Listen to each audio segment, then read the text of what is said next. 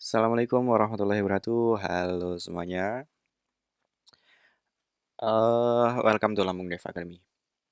Balik lagi bersama saya Raffi tentunya. Di video ini saya mau lanjut lagi.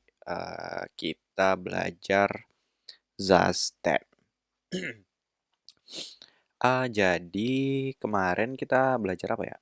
Kemarin kita nambahin Immer.js. Nah sekarang saya mau ngasih tahu gimana caranya kalau kita mau nambahin middleware. Sebenarnya Immer.js ini ya udah jadi middleware sih. Udah jadi middleware. Nah, sekarang kita coba gimana caranya kalau kita mau bikin middleware sendiri. Ya sebenarnya di sini udah ada contohnya ya di dokumentasinya. Tapi di sini akan saya contohkan lagi. Oke. Pertama dan yang paling utama buka terlebih dahulu projectnya.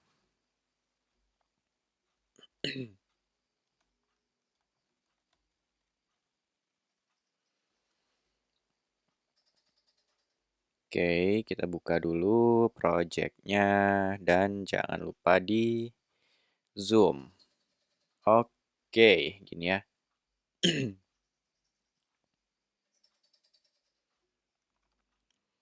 Kalau udah, mana tadi ya? Oke, ini. Jangan lupa dijalanin yarn start.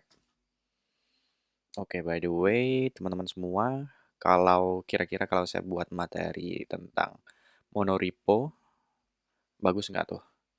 Atau teman-teman udah ada yang pernah pakai monorepo mungkin atau belum? Jadi ketika saya pakai monorepo, ini benar-benar bantu saya dalam development sih. Karena di monorepo itu saya bisa share apa ya? Share logic, bisa share komponen. Misal saya mau buat 2 aplikasi atau 3 aplikasi itu bisa saya bisa share logic kalau kita pakai monorepo. Itu enak banget. Nanti deh kapan-kapan saya buatin tutorialnya. Tadi mau ngapain? Oh, mau nambahin middleware. Oke. Oke, nih middleware. Jadi intinya middleware itu apa? Middleware itu kalau di programming ya. Jadi middleware itu sesuatu yang menjadi penengah. Jadi sebelum di sini kalau di kasus yang si Zasten berarti middleware itu si middleware ini bakal dieksekut ketika berada di tengah-tengah apa ya berada di tengah-tengah eksekusi kodenya. Jadi misal kita mau ngupdate state nih, ketika kita klik update state misalnya, nanti si middleware ini bakalan ikut ke trigger juga, bakal ikut ke execute, kurang lebih begitu. Oke, di sini uh, untuk bikin middleware-nya ini cukup cukup gampang ya. Pertama, saya buat dulu di sini ya. Di counter aja deh, yang simple. Di counter, saya buat di sini misalnya namanya log. Ini by the way bisa kalian lihat juga di dokumentasinya. Di sini ada yang jadi parameter pertama config, terus di sini ada set, lalu ada get, lalu ada API. Kemudian di sini config, lalu di dalamnya jadi ada parameters, terus di sini kita bakal ngelakuin console.log. Yang mau kita log apa? Di sini applying args arguments ya.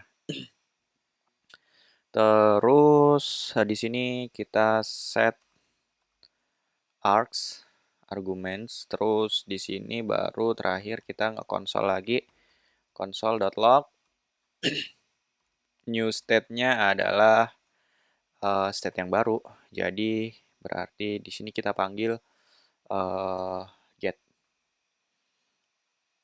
Terus di sini ada API, oh sorry, kebalik ya. Ada get, ada API parameternya. Oke.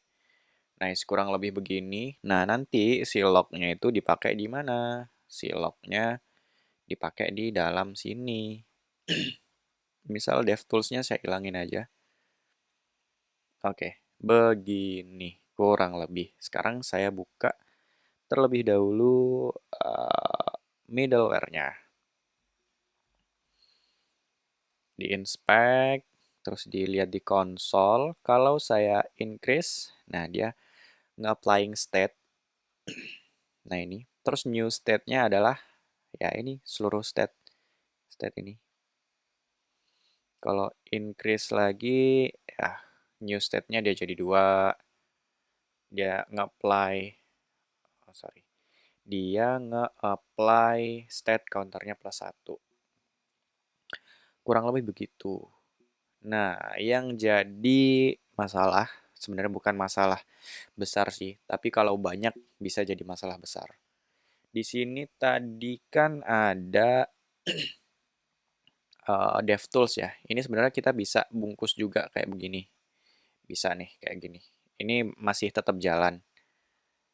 Dia masih tetap jalan untuk decrease, increase, terus di Redux DevTools dia juga masih ada. Ya, dia masih ada juga di Redux DevTools. Yang jadi masalah kalau kita mau pakai banyak middleware gitu. Kalau kita mau pakai banyak middleware, ya kita harus ngebungkus gitu terus. Nah, sebenarnya ada cara lain biar lebih simpel aja. Kita perlu install yang namanya Ramda. Jadi kita install dulu. Ini saya tunjukin ya di mana dokumentasinya. Ramda.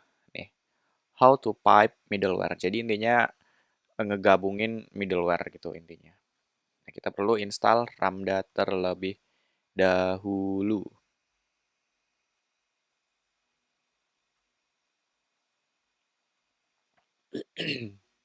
Yarn at Ramda. Oke, kalau udah selesai, kita bisa import pipe from Ramda, terus ES, terus apa lagi tadi ya? Kita lihat dulu. ES pipe. Oke, pipe juga. Kalau udah gini, kita bisa bikin satu yang namanya create store.